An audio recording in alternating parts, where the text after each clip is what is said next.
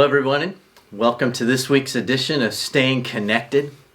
As we continue in our quarantine state of staying at home and social distancing, a lot of questions have arisen lately about when is this all going to end? When are we going to start to see some semblance of normalcy? When are we going to be able to reopen again? And as we're wrestling with those questions that we don't have clear answers to, we're obviously preparing for the day that we can reopen, and we know already that it'll look quite a bit different than it does today. But that still might be a while away before we can get to that point where we're all here together on campus.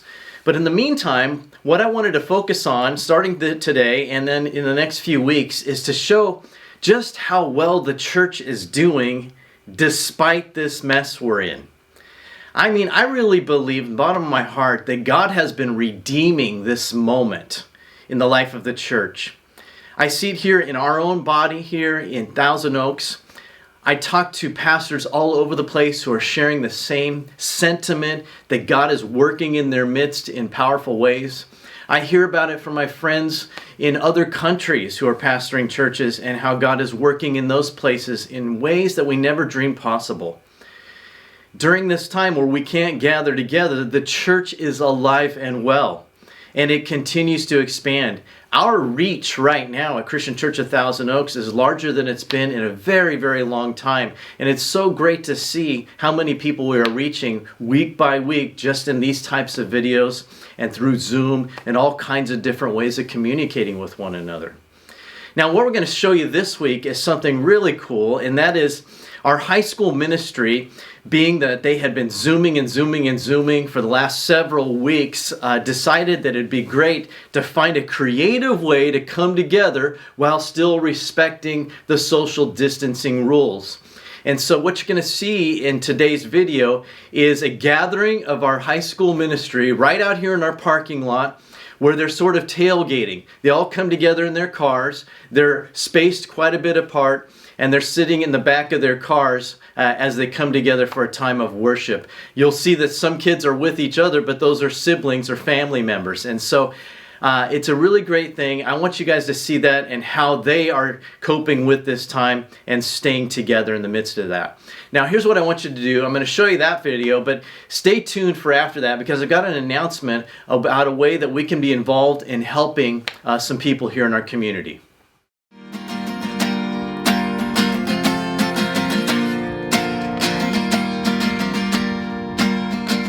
Meeting together in person rather than Zoom means a lot because when we meet here together, it feels more like community and feels more like a church. As it feels like we're able to get through this quarantine together.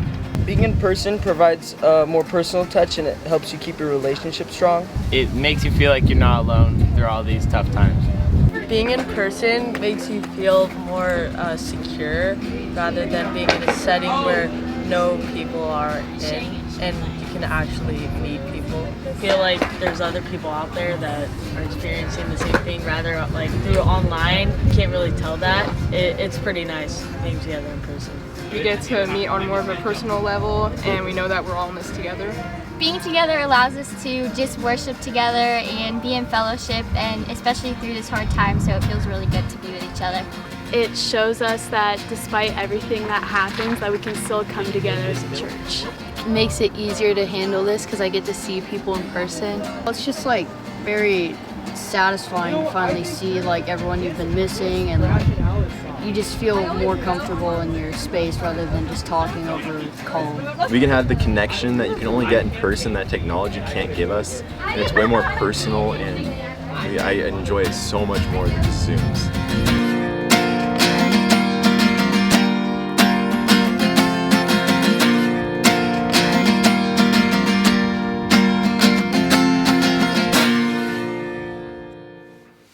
So I want to make you aware of an opportunity that we have to help one of the ministries that we partner with here in the local area.